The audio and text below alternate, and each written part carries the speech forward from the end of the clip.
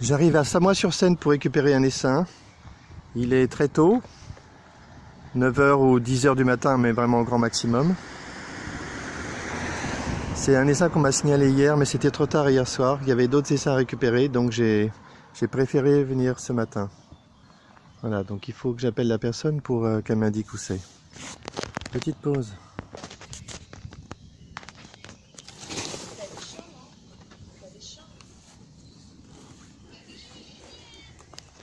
Viens, micro-chien, viens.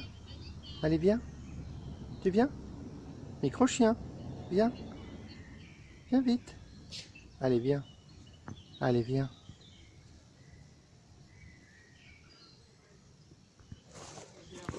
Tu viens? Viens. Allez, viens. Viens. Viens. Allez, viens voir. Allez, viens. Tu viens? Allez, viens. Viens vite. Viens. Viens, micro-chien. Allez. Allez, viens. Allez, viens. Viens vite. Tu viens? Allez, viens. Micro-chien. Hey. Tu viens? Viens vite. Allez, viens. Micro-chien. Allez, viens. Allez. Allez, viens. Oui, viens. Viens là. Là. T'as vu? T'as vu que je suis pas méchant? T'as vu? Bah non. Oh oui.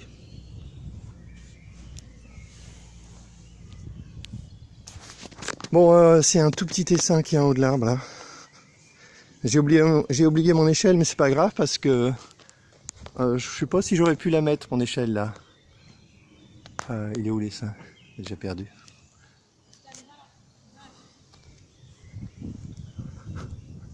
Il est là, contre la branche.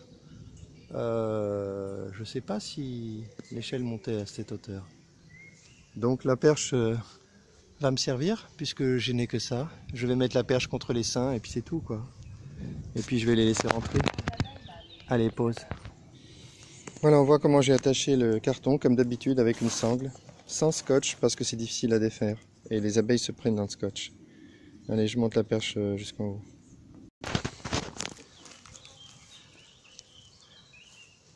Voilà.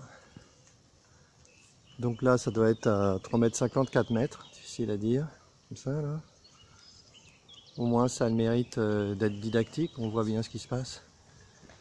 J'ai calé l'entrée du carton, qui est à peu près au milieu du carton, contre l'essaim. Et j'ai plus qu'à attendre qu'elle rentre dedans. Je vais être un peu patient, et ensuite, je vais peut-être bouger un peu l'essaim pour le titiller et le faire rentrer dans le carton. Donc là, je vais juste prendre mon temps, je vais visiter le coin là, qui est super beau. Et c'est bon quoi, ça fera ma petite sortie du matin.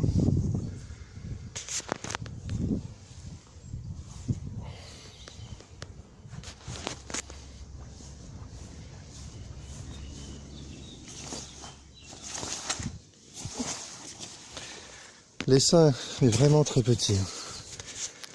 Là, c'est même pas... Je raisonne en unité de volume de blocs varés. Donc j'estime qu'un bloc varé, c'est bien pour démarrer une colonie. Un demi-bloc, je le réserverai pour des ruches naturelles. Là, on doit être à un quart de, je sais pas, entre un ou un tiers de bloc, quoi. Même pas un demi. Voilà. Allez, pause. D'ici, on voit la perche, là. On voit bien, là. La perche est contre l'arbre, contre l'essaim, et le carton contre l'essaim. Et il n'y a plus qu'à attendre.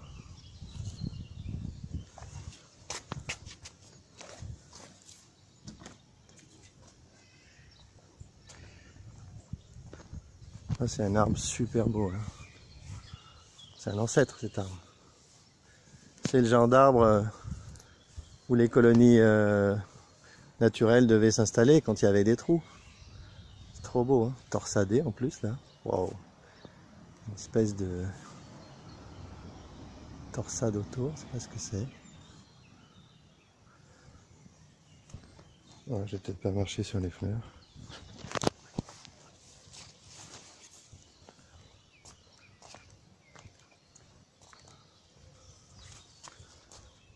Waouh, c'est dingue cet arbre. Le pire c'est qu'il est encore vivant. Hein. Cet arbre est encore vivant. Il a des rejets. C'est fou. Hein.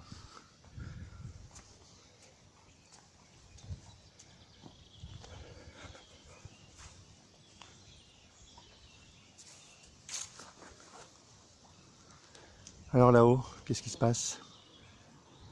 Je suis curieux de voir si elles sont rentrées spontanément dans le carton. Je vais bouger là, je vais mettre mon chapeau parce que quand on est sous les abeilles, elles tombent. Quand on bouge et quand on se prend sur la tête, on se fait piquer. Donc je vais remettre mon chapeau et je vais déplacer le carton juste pour voir si elles sont rentrées déjà dans le carton. Allez, pause. Non, les abeilles n'étaient pas rentrées spontanément, ce qui est un peu logique. Tôt le matin comme ça, les abeilles elles bougent pas, hein, elles restent en grappe. Donc j'ai bougé moi un peu le carton et je les ai fait bouger et à peine, hein, j'ai pas fait tomber les seins. Je leur ai donné une deuxième chance de rentrer toute seule dans le carton. J'ai juste décalé un peu le carton pour les faire bouger et j'attends encore un peu. Dès que je vois que les abeilles sont regroupées, je reviens et je pense que je vais bouger un peu plus les seins et là elles vont rentrer. Allez, pause. Ce matin, j'ai vu une vidéo d'un apiculteur qui essayait d'attraper un essaim vraiment facile sous une branche. Et bien sûr, il mettait sa ruchette au début sur un essaim. Oh bah voilà le petit chien. Viens petit chien, tu peux venir, viens. Allez, viens. Allez, viens. Il mettait sa ruche sur un escabeau. Allez, viens. Viens. Viens petit chien. Viens. Viens. Tu viens petit chien? Viens. Il mettait au début plutôt pas mal sa ruche en bois, quand même assez lourde, sur un escabeau assez près à 1 mètre de l'essaim je crois. Ensuite il a secoué, c'était plutôt pas mal. Et après il a fait un truc bizarre. Il a pris sa ruche et il a mis au sol à plusieurs mètres. Et plus grave, avant, il a enfumé l'essaim.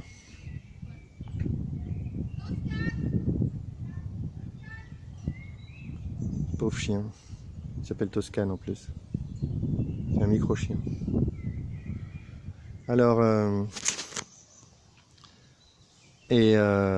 donc en enfumant l'essaim, il perd le bénéfice du rappel. Après, il explique que les abeilles qui sont dans la ruche battent le rappel. Bah oui, mais les pauvres abeilles, avec toute la fumée qu'il y a, elles peuvent battre le rappel, ça ne servira pas à grand chose. Hein. Donc je lui ai conseillé de ne pas enfumer l'essaim, surtout pas au début. À la fin, ça semble être peut-être une idée, quand l'intervention est terminée, d'enfumer l'endroit où il y avait l'essaim initialement, où il n'y a plus d'abeilles, au moment où on le fait. Et là, ça pourrait gêner les abeilles de revenir sur la branche. Ça, c'est Philippe qui m'a conseillé de faire ça. Je ne sais pas ce que ça vaut, je vais essayer de le faire un jour ou l'autre. Le problème, c'est que moi, je suis assez feignant. Et allumer un enfumoir, c'est pas des trucs que j'aime bien faire. En plus, c'est hyper dangereux. Après, il faut vraiment l'éteindre, parce que laisser un enfumoir pas éteint dans une voiture, ça peut être catastrophique. Donc, je trouve ça pénible d'allumer un enfumoir pour ça. Mais si ça marche... Parce que le fait d'être obligé de revenir pour 200 abeilles, comme je l'ai déjà fait, franchement, c'est pas génial. Donc il faut trouver un moyen pour nettoyer les branches. J'avais pensé au vinaigre ménager, mais j'ai pas vérifié que ça marche. Il faudrait tester la fumée, hein. Donc là, le gars, moi, je lui ai conseillé de ne surtout pas enfumer au début, et de secouer la branche, de faire tomber les abeilles dans sa ruche, s'il veut. S'il veut pas prendre un carton, il prend sa ruchette, pourquoi pas. Et ensuite de laisser la ruchette au niveau de l'essaim pour que, après le secouage des branches, les abeilles se reposent naturellement dans la ruche. Allez, je fais une pause et je vais aller déplacer le carton pour faire bouger l'essaim. Là, elles se sont regroupées. Elles se sont stabilisées, donc je peux y retourner. Cette fois, je vais y aller franchement. Je vais vraiment faire tomber le petit essaim dans le carton s'il le faut, si elles ne sont pas rentrées. Allez, pause.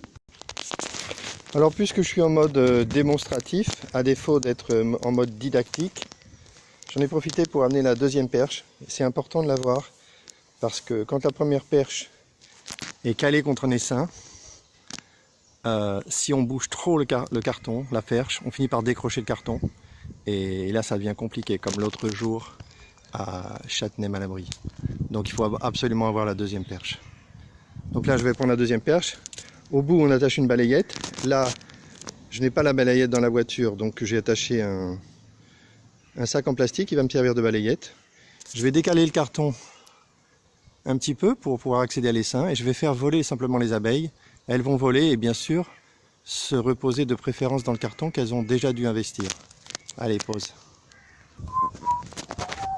Alors j'espère qu'on voit que maintenant le carton est à droite de l'essaim, qui est plus petit, je pense. J'ai envie de le voir plus petit, ce qui veut dire que des abeilles sont déjà dans le carton.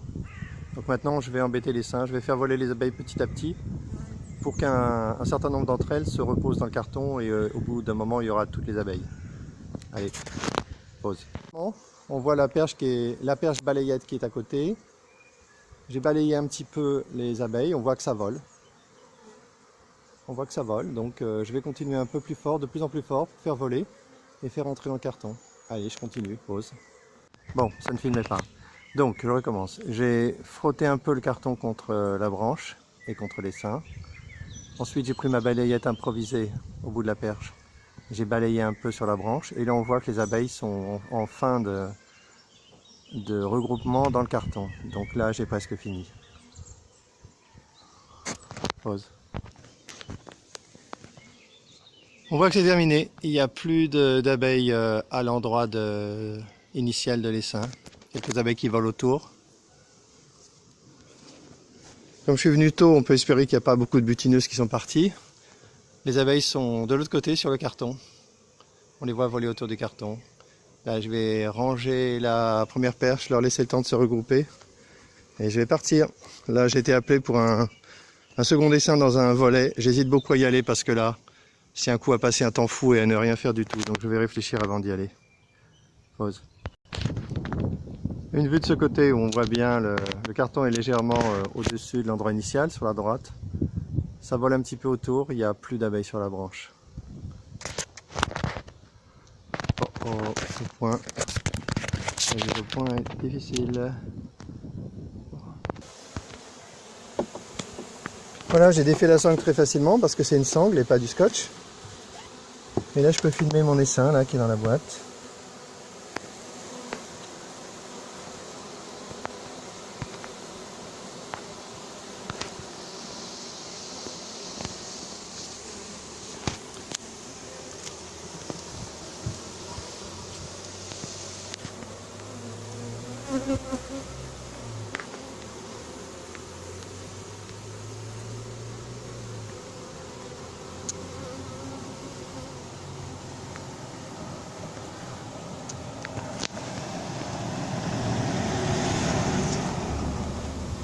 Aucune espèce d'agressivité, hein. Là je peux mettre ma main dans le carton là, zéro problème. Je les ai à peine dérangés. Voilà, allez, je crois que c'est fin de la vidéo, je vais les ramener au rocher de Montgeron et les mettre dans un bloc varé dans un coin. Fin de la vidéo.